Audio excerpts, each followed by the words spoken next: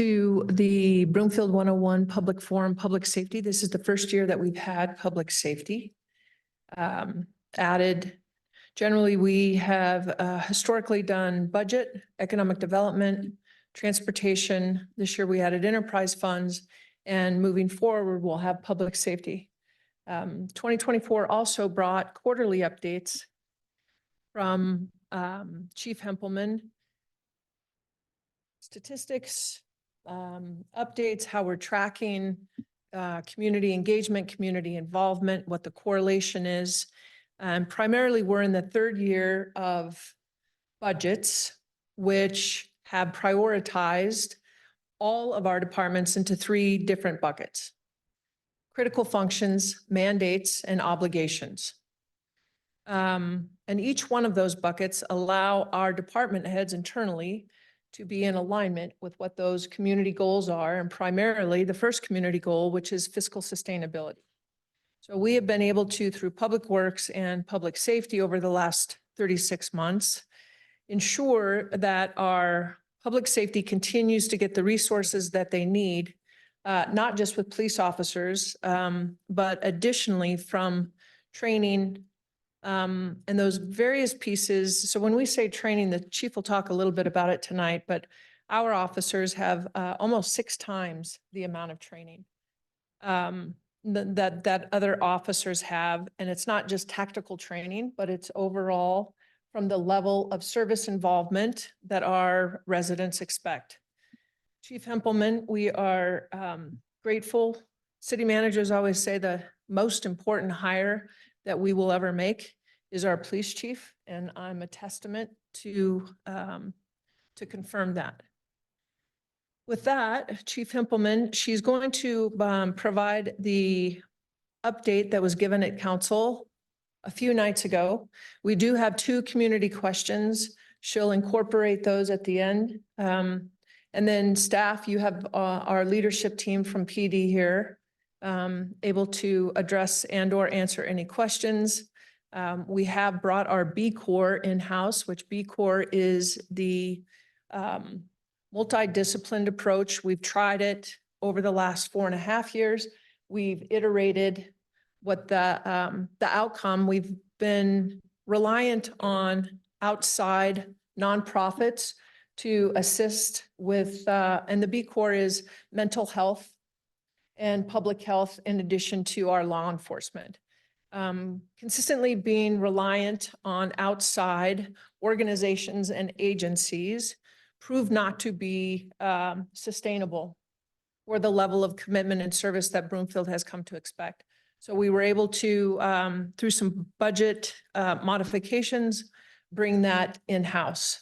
And our commander that is leading that up is in the back.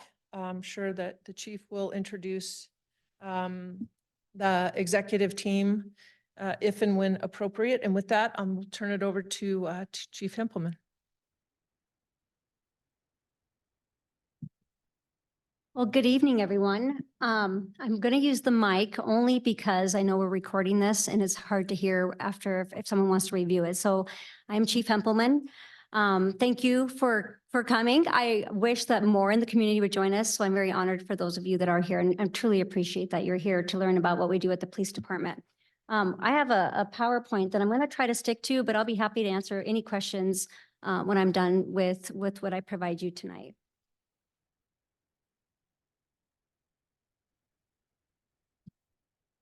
Okay, first slide, please. There it is. So this first slide is a summary of our community engagement events. We have many, many more than this, but these are some of the highlights from this year. We have Her Own Hero, which was created about 2 years ago, and it's the self-defense course that we provide to the community free of charge. As soon as we post the Her Own Hero classes as the self-defense class for women, they immediately fill up. So then we keep adding more classes, very popular in our community. Very near and dear to me because it's something I wanted to do for years and years. And when I became chief, this was one of the first things that I implemented. Coffee with a Cop, it's an opportunity for our community. And can you all hear me okay? Opportunity for our community to just sit with a cop and a police officer and discuss whatever you want. Any questions you may have of what's going on in law enforcement or anything else. This year, as a matter of fact, late in October, we're going to have our first coffee with the co-responder. And it's a new program since our now mental health clinicians that respond in the community, we call them B Corps. Now they're in-house in their police department, and they're not contracted, they're actually city employees. So we're going to do coffee with the clinician. So if you have questions about mental health program, what we're doing in the community, we're going to implement that program. So that's going to be new for the first time next month. Drug take back event. This year we had the first event, and it was our first event that we had during the 2024. We collected 123 pounds of prescription or expired medication. The next one is on October 26th at the front of the police department. But as a reminder, we do have a box that's inside our police department lobby that you can drop off expired medication at any time. Our BPD Inside Academy.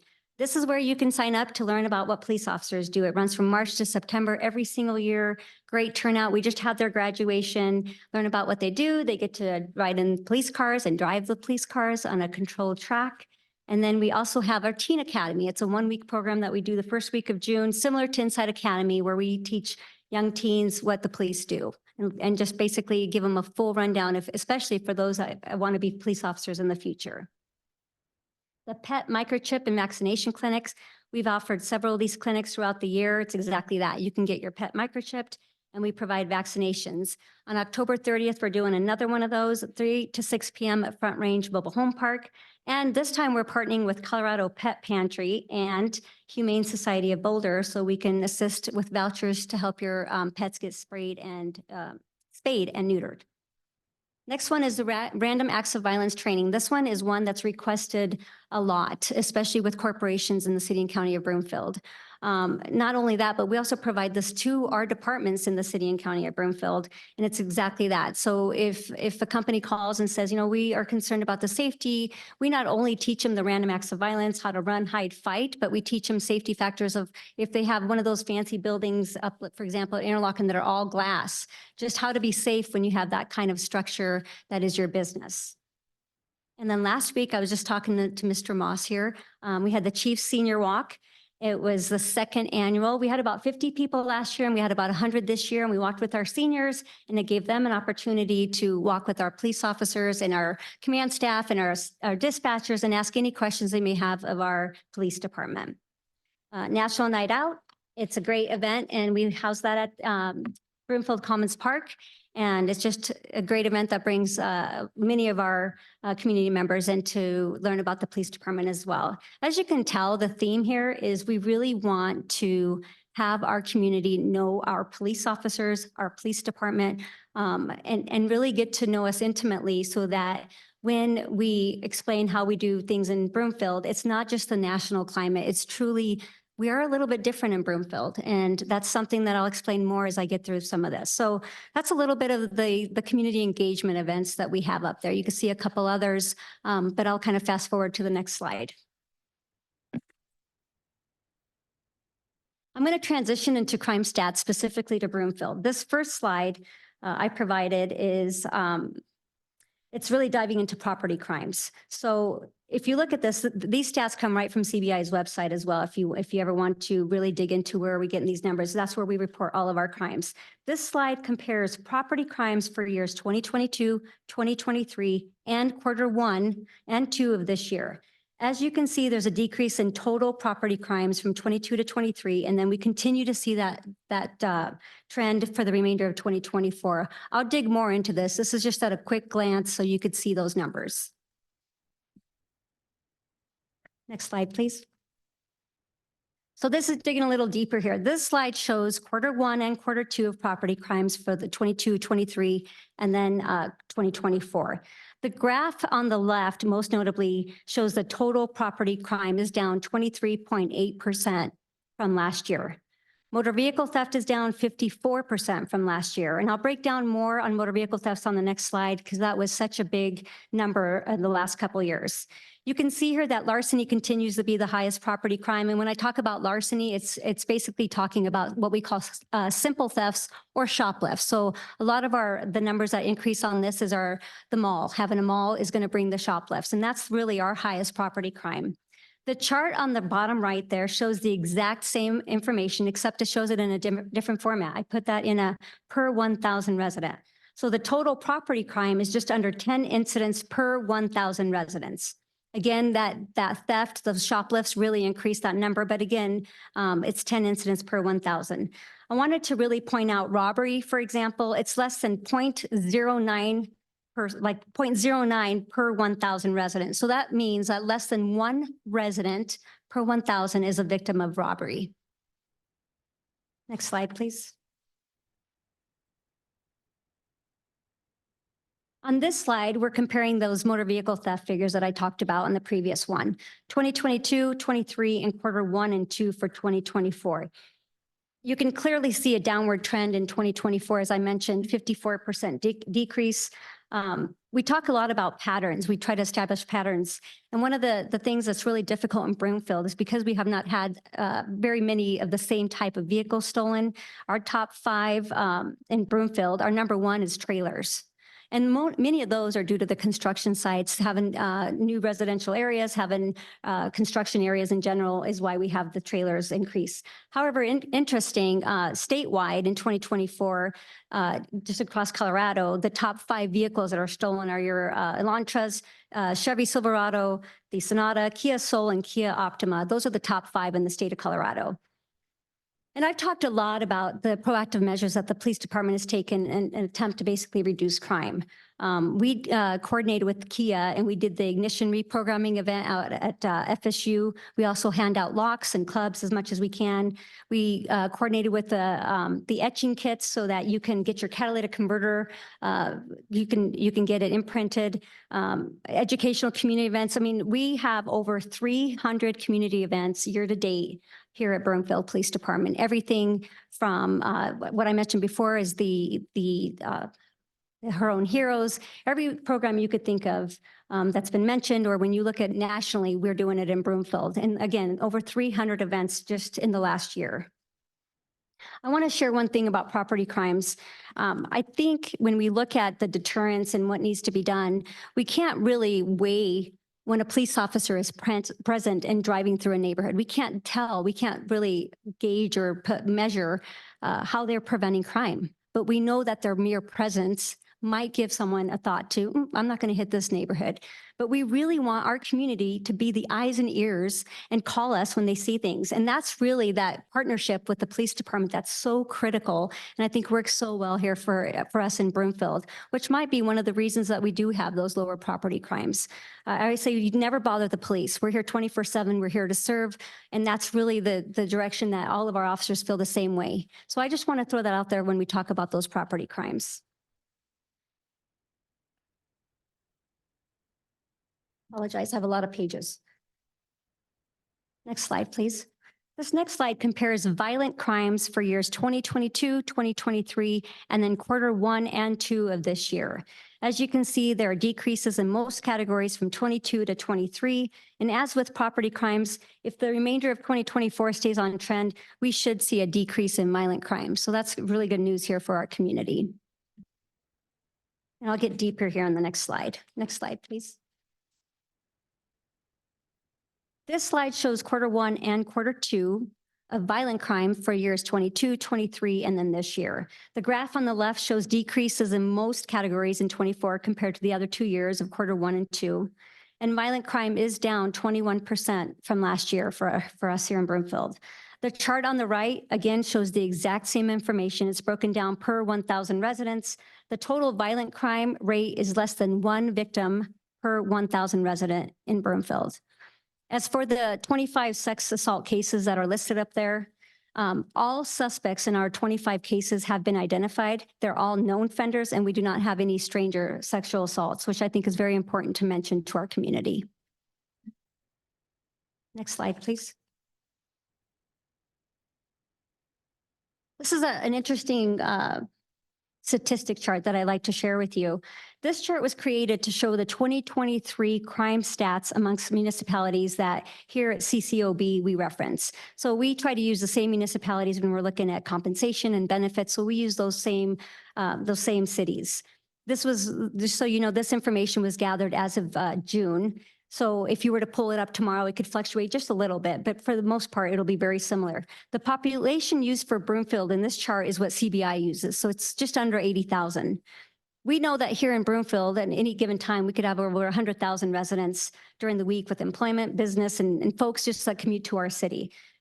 So to have these numbers is phenomenal. When we take a look at the total crime amount and compare it to our current population, it equates to about 26 incident per 1,000 residents. However, when we focus on violent crimes, that number would be less than 2 victims per 1,000 resident. So just to compare a little bit, Denver violent crime is 9 victims, over 9 per 1,000 resident. Westminster's 3, Commerce City, it would be 7. So we just want to give a good comparison when we're looking at these jurisdictions. And I specifically don't use county numbers, and that's really because it would be too difficult to compare us, because if I, for example, used Adams County, it would include Westminster and Thornton and Northland and all those other jurisdictions. So we really pulled from the cities to show the comparison to us. So basically in totality here, Broomfield has the lowest total crimes in 2023 and the lowest violent crime rate per 1,000 totaling at 1.82. Next slide, please. All right, we're going to jump into a little bit about our budget. This graph shows the total budget operating and personnel costs for the police department from 2019 to 2025. You can see the percent increase year over year, which is shown at the very bottom there. The total increase between 2019 to 2025, it's going to be 47% increase, significant. Our current budget sits at just over $39 million, and next year our budget will be over $43 million, which is a 9.71% increase between 24 and 25. I'll break this down more in the personnel costs on the next slide, but I wanted to highlight some of the operational increases over the years. I think we've been very, very fortunate here in Broomfield. I mean, our officers have the equipment to keep our community safe. I think that's critical in what they do, from rifle replacements, ballistic shields, helmet replacements. And we went to body-worn cameras before it was mandated by the state through legislation. This is something that we recognize. Let's be transparent. So we've had body cameras for years here in Broomfield. And then as Ms. Hoffman mentioned, our B Corps program, or mental health, I know officer, just demoted you, Commander Wiederquist, he actually oversees what we call our B Corps program. Our B Corps program is the mental health clinicians that respond with our officers. Once it's safe to do so, they respond and they deal with the mental health calls, assisting our officers so that they can get back on the road. We see such a huge benefit. This used to be a contracted position, and we recognize that to have them be our city employees and have it fully staffed as needed and really have the philosophy of what's needed to the Broomfield community and specific to Broomfield is so beneficial. So we have a clinician that actually just, she's the one that's going to be doing the clinician coffee with the cop, but we're calling it clinician coffee with the clinician. So we're really excited about that program and what it's going to bring to our community. Next slide, please.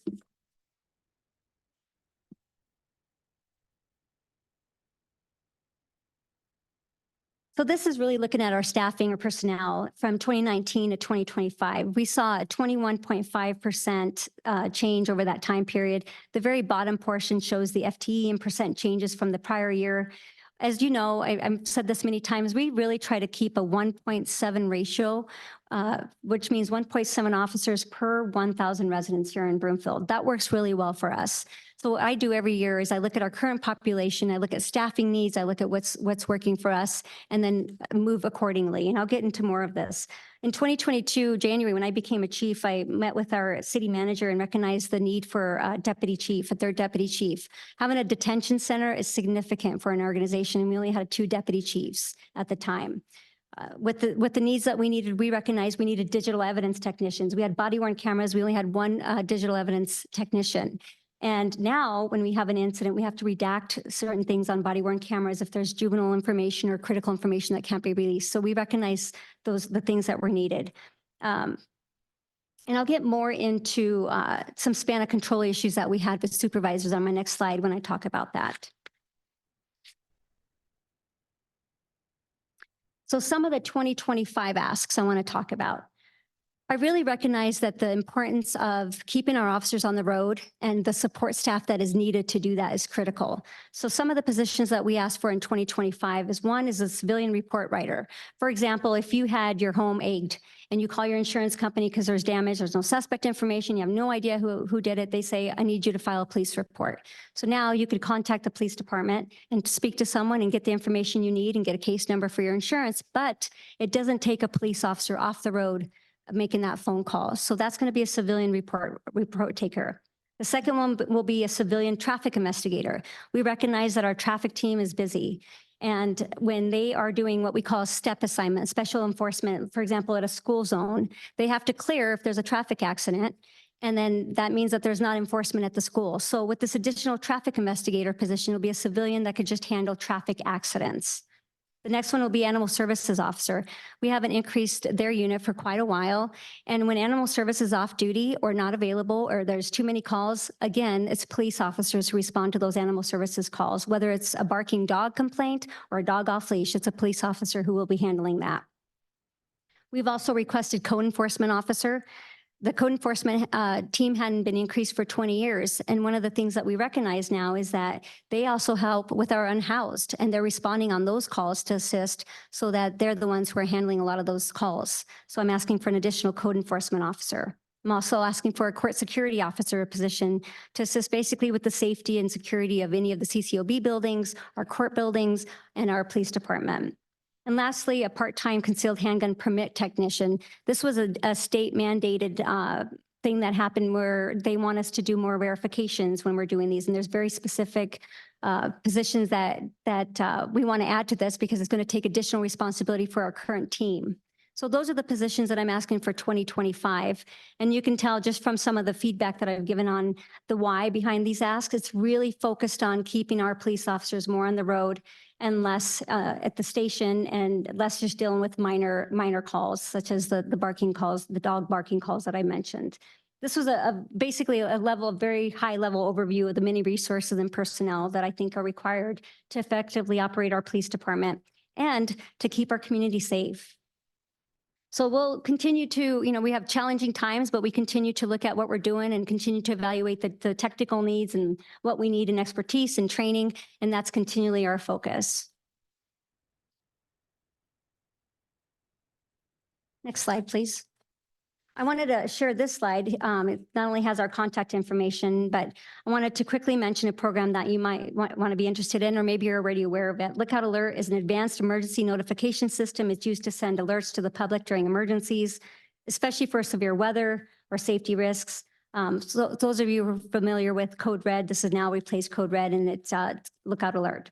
It's free. It's easy to sign up. You can go online. There's text opportunity, and you can get the information, and they'll text you or call you or however you want to be notified when there is an emergency. So I wanted to throw that up there.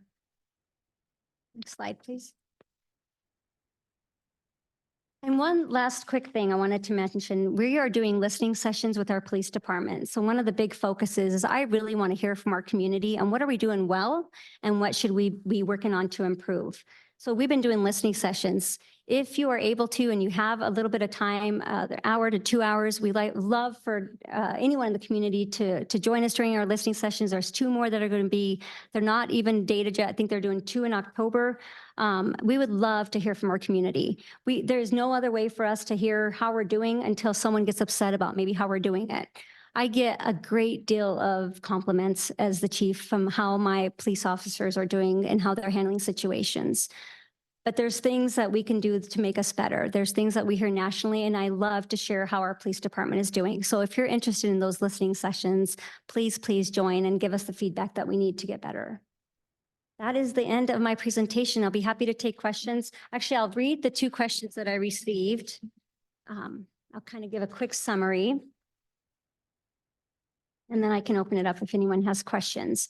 One question was, we've observed increase in homeless people in retail parking lots, and they state a little bit of some of the locations off 120th. What is the duty role of the police in response to the surge of transients?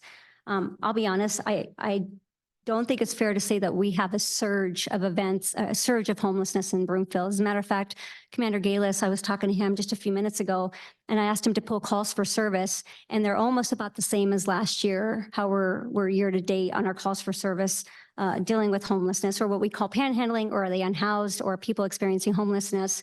I'm kind of categorizing those. We have what's called Campsite Housing Assessment Response Team, CHART. And CHART is made up of Human Services, Police Department, Parks and Rec, Public Health, Wastewater, Open Space and Trails, and our City and County Attorney's Office. So we have a whole team, which we call CHART, that responds and assists when we have a call for service with someone. For example, they have a tent behind the Home Depot. And one of the things that we look at is we assess what are their needs. We provide resources. We go there and we ask them, is there a place that we can help get you home? Is there public health resources that you need? Health and human services that you may need? But we also assess to make sure that there's not a health risk or a hazardous environment risk. So if there is, we ask them to clean it up. And if they don't, we give them a 3-day notice, and then we will have someone come out and clean it up and remove their tents.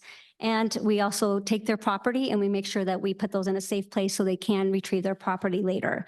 So I believe in Broomfield, we do everything we can to truly deal with the unhoused and try to give them resources to see if they can not be on our streets.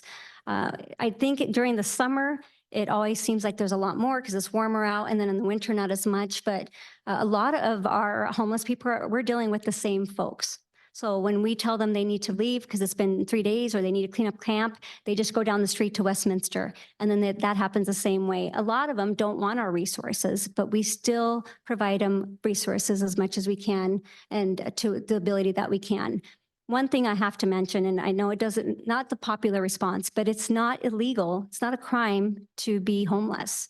So as the police department, we have to be really careful. And that's truly why we have this whole team that the city and county put together so that we can provide them resources and not just turn them into criminals by arresting them. And then that whole cycle of now I have to go to court, but I can't pay. Now I have a trespass ticket. So we really do go above and beyond here in Broomfield. So I want to answer that question. The next question was referencing the amount of illegal aliens, quote, that are in our country and what Broomfield plans to do to prevent us from taking up residents, such as Aurora, and how are the police staffed to handle extra load of criminals.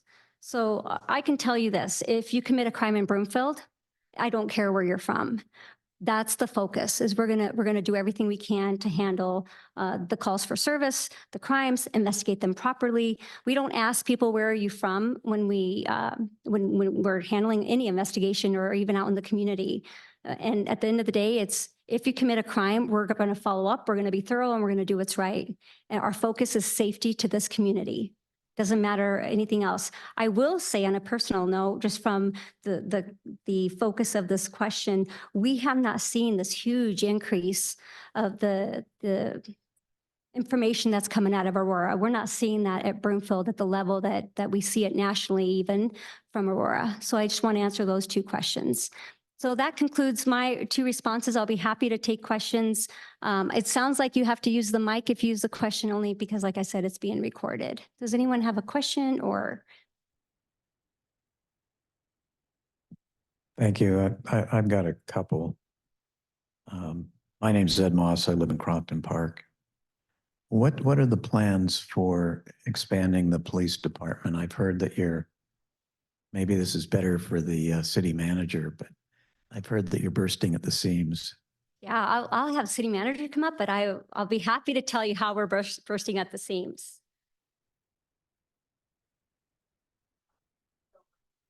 Okay, well, first of all, anytime I'm asked this question, because it is being talked about a lot right now, I welcome anyone to come to the police department and tour our police department to truly see how we're bursting at the seams. And I always kind of start from visually when you're walking in, and we've done everything from, I didn't get into the weeds about our span of control for our sergeants, but we added 6 sergeants. So now every single patrol shift has 2 sergeants. You could imagine the critical nature of a sergeant is needed on a domestic violence case, and then they have a moment on this side of town where they need a supervisor, and we're recognizing the shortage. Well, we were able to add that. We were able to successfully get those positions, but we had nowhere to put those sergeants. So we have asked our B Corps to work out of the city building. That's the mental health program I mentioned. We've also asked our code enforcement and other units to work out of the city building while they're helping us and just making space for us. We have no room for lockers. We have, boy, I can go on and on. Our investigations cubicles have turned into these tiny little stations. And as you can imagine with the investigations and the amount of paperwork, we still have paperwork and everything else that comes with their role and responsibility. There's absolutely no room for additional investigations or detectives for that matter. Our crime lab has different locations for evidence, which is not wise when you're dealing with evidence. Now it's very controlled. We know where everything is at. Every single piece of item is accounted for every single year, but we have them at 3 different locations. So we're out of room for our crime lab. The chief's office now has a wellness officer for the department, but it's housed in the chief's office, which is not where you want a wellness position. You truly want that position, which is for the officers' mental health, to be on the floor with the officers where they're most at. So they don't have to come in the chief's. No one wants to come to the chief's office. Let's be serious about that.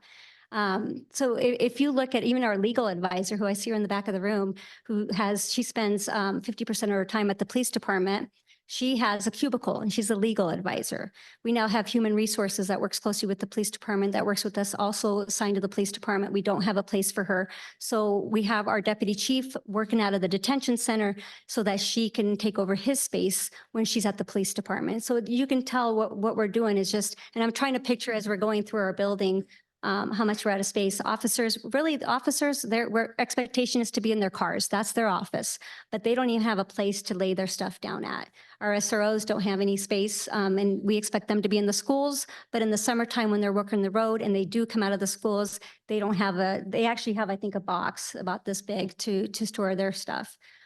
We've asked our command staff so police officers don't like to dress into their uniforms from home for obvious reasons, right? While we're driving and off duty. And so we've asked them now to take all their stuff out of lockers and clear up the lockers for officers coming in because we have no room for their lockers. So our command staff, anyone else who can dress from home, we ask them to do so or try to find a place to get dressed. I'm trying to think of all the spots.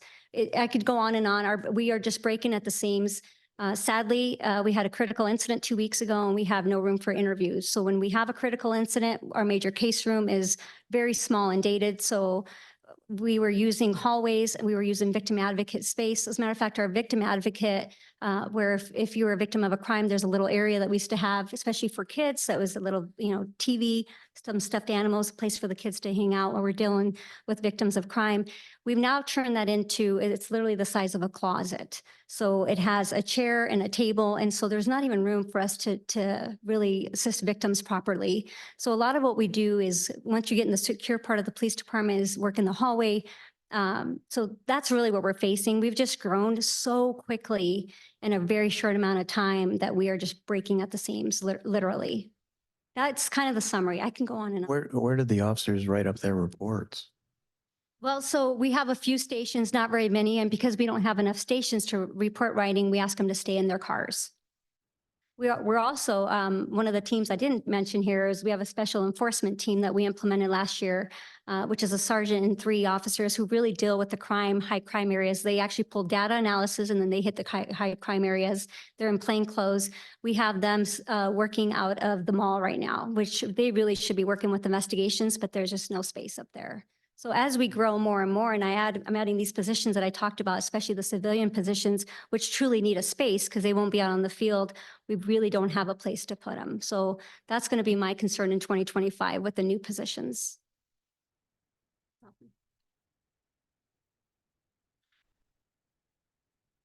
So we all know, those of us that live in Broomfield experienced the property tax increase from the assessed valuations anywhere from 27 to 43%. I don't know if the residents here will remember, but we did a survey and we asked about the expansion of the police and courts along with the library. And so we had a joint discussion about what would it look like in order to increase the mill levy and or sales tax. Mill levy means that your property tax is going to pay for whatever it is. We have an open space mill levy. We have a human services mill levy. We already have a library mill levy. So when you're thinking about mill levies and or sales tax. So the recommendation from the research that we did was to increase the sales tax so that everyone in the city and county, whether you lived here or not, would be contributing to PD and courts and or the library. We got those surveys back and the community, while a smaller number supported the PD and courts expansion than they did the library, neither got to the level from a polling perspective that you would get to in order to put it on the ballot. So then you work the problem. You don't say, okay, there's nothing that we can do. So staff came back to council and said, with that increase from the property tax, outside of any additional sales tax and or mill levies, we recommend that we put those funds from the property tax increase, not budget for those in 2024 or 2025 or moving forward, but rather put those cash funds and begin the design build. So the sooner we can solidify that, the sooner that we'll be able to go out for those bonds. So we have $7 million in there right now. We just finished our site selection. So from our campus perspective, we spent 2024 trying to determine the best location for a new PD building. And the PD and courts, as you know, Judge Moss, you have to have secure parking. So that is something that we had to take under consideration. And if you all know, obviously, that we have the solar farm that's over here. So again, trying to determine the best location, still keep it on the campus. We've been able to do that. We're bringing it back to council along with the bonding recommendations. So we all know it's just like when you purchase a home and you have more cash and that means you have less to bond. Our bond ratings are exceptional. We're on the watch list to have it upgraded yet again before we go out for bonds, which makes a pretty significant difference, especially when you're looking at a 20 to 25 year bonding process. We anticipate going out for those bonds in early 2026. We have $3.5 million set aside for 2025 in order to do the design work. So the chief has been in consultation with our community development, with our engineering staff, and with the architect in order to move this as quickly as we possibly can. We anticipate having shovels in the ground and the prep work by early to mid 2026. We anticipate 12 to 18 months for completion of that building. So we do anticipate mid 2027 having a grand opening and getting some of our most important crew to where they can actually operate. Thank you. A couple other things.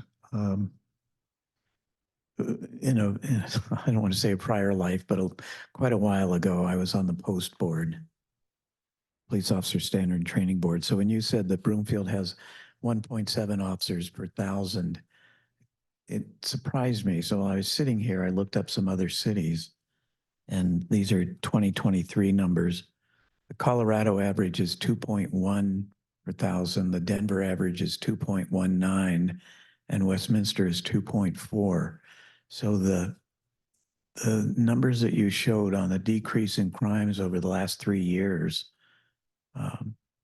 is just amazing, and certainly different than what we're hearing on the weekly news report, daily news reports of all the crimes going on. So really your department's to be congratulated on what you've done with less than just about every major city in the state.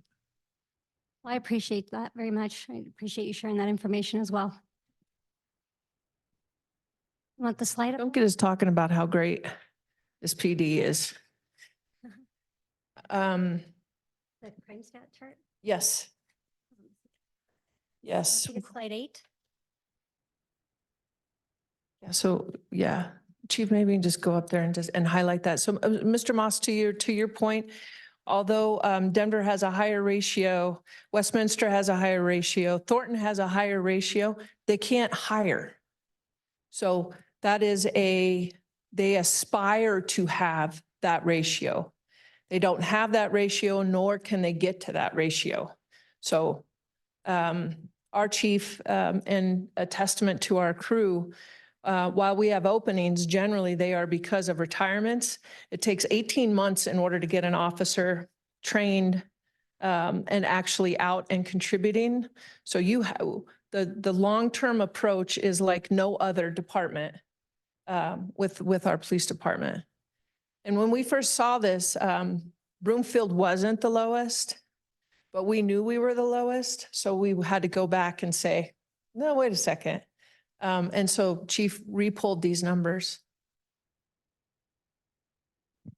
Yeah, when we look at our hiring standards, and I know my recruiting commander's back there, we have I have a lot of conversations with chiefs. I have a monthly meeting with the North Metro Chiefs group actually, and it's always the same information. Recruiting and hiring is hard, and it is hard, right? It's really hard to recruit police officers. It's different now than it was almost 30 years ago, where many of us got hired, but we've opted not to change our standards. So when you look at the post requirements, they're set here, but then Broomfield says, okay, now I want them here. And I think that's truly why we have what we have. And we don't lose police officers to leave and go to another police department. Very rare and unusual. A lot of retirements. We have opportunities here that I don't think we have everyone else. We look at everything from salary to benefits. And at the end of the day, we have a great community that supports us. That is one of the greatest selling points when you want to become a police officer. And recently, when we did those promotions that I talked about with the sergeants, I was sharing how honored I was, because and I don't want to use the word stealing, but we are stealing officers from other agencies. But we're very careful when we do that, because we want to know the why. Why are you leaving that department to come here? And a lot of times it's very short-term officers who are leaving because they recognize, well, this department isn't what I thought it would be to be a police officer. And then they hear about Broomfield and they get a little bit wiser about what they're doing and they want to come here. So it's something we're very proud of. It is harder to recruit, like I said, but we're doing really well. Our positions are mostly due to retirements and promotions, additional positions.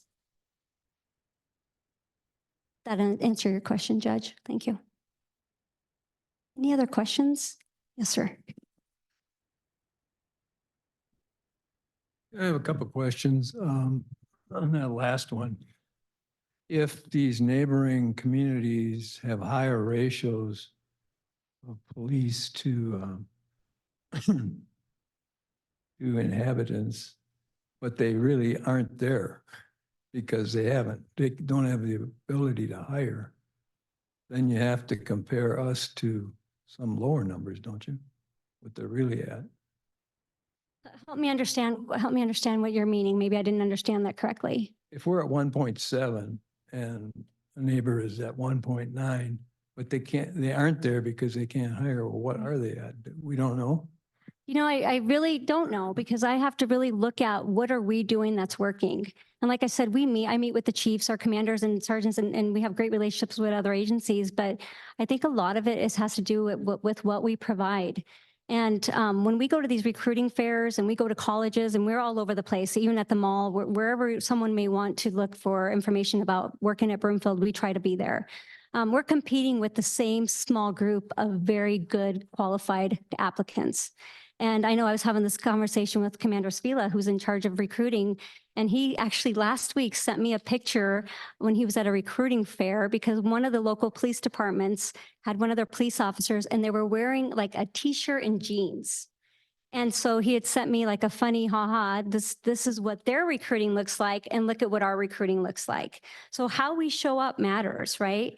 So I think that's also the critical piece. At first I thought he meant like our guys should wear jeans and show up. And I thought, well, no, we're not going to do that. And he's like, no, it's funny. I'm showing how much better we are, even at a recruiting fair. So I think that has a lot to do with it. It's just what we offer and what we bring, and just how Broomfield is in general. We have a lot to offer future applicants and future police officers. And I say police officers, but that includes our dispatch centers. We don't have a lot of turnover in our dispatch center. We have great success with our dispatchers. You know, for the longest time, I want to say for maybe 10, 15 years, we had dispatchers who'd never left. There was no opportunity to come work at Broomfield and be a dispatcher. And that's very rare in many police departments.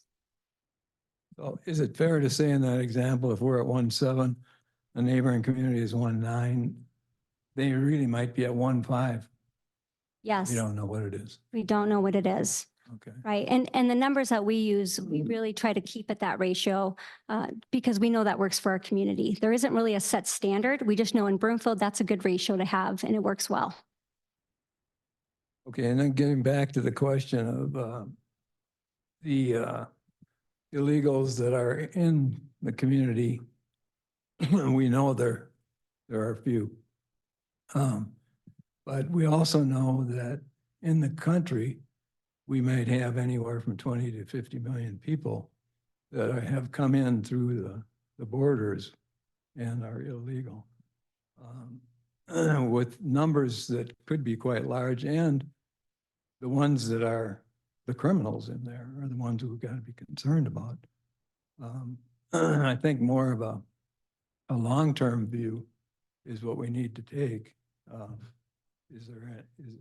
If we suddenly get an influx,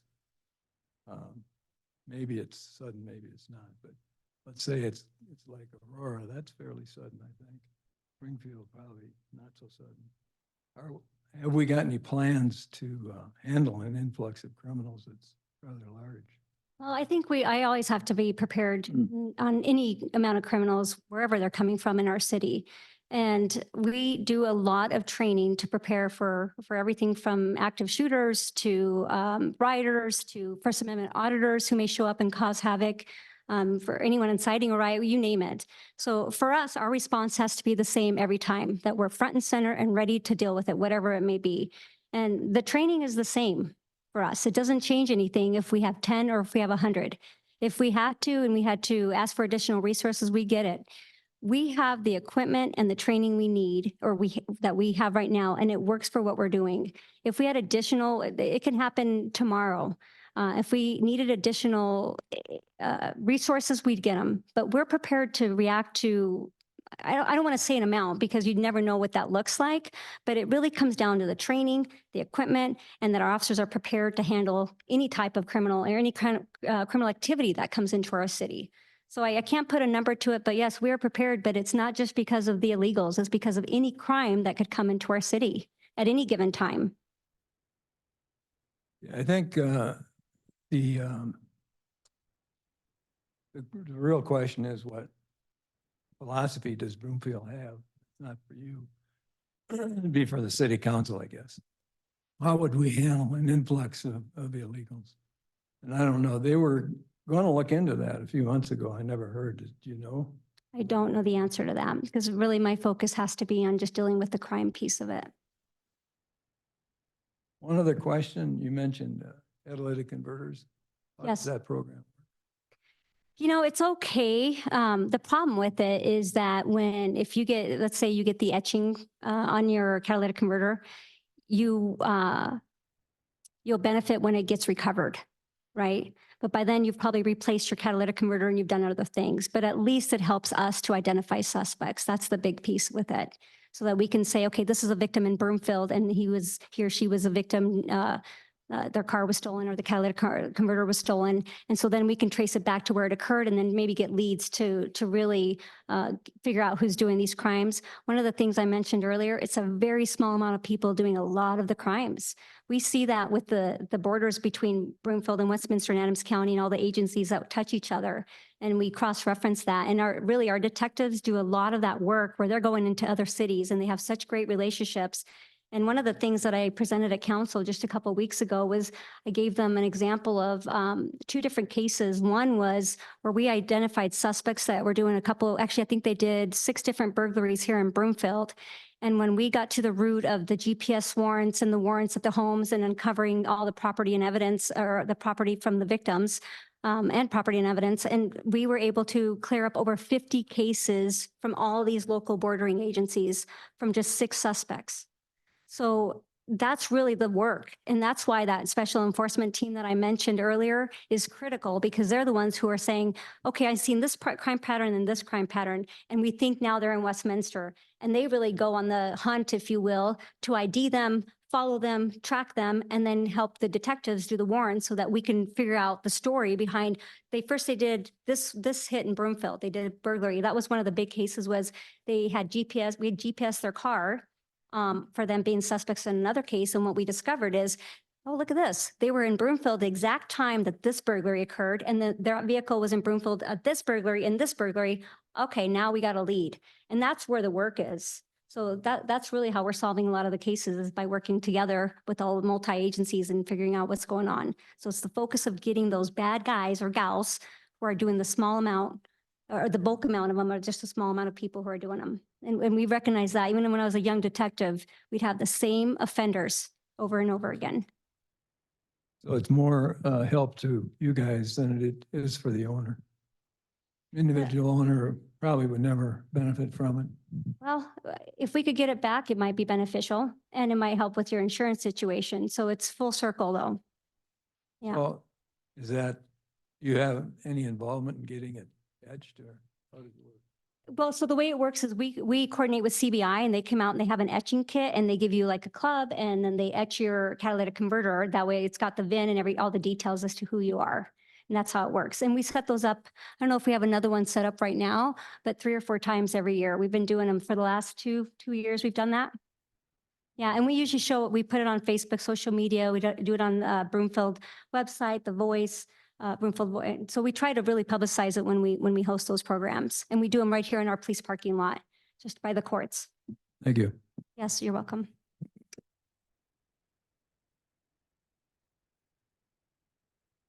Any other questions?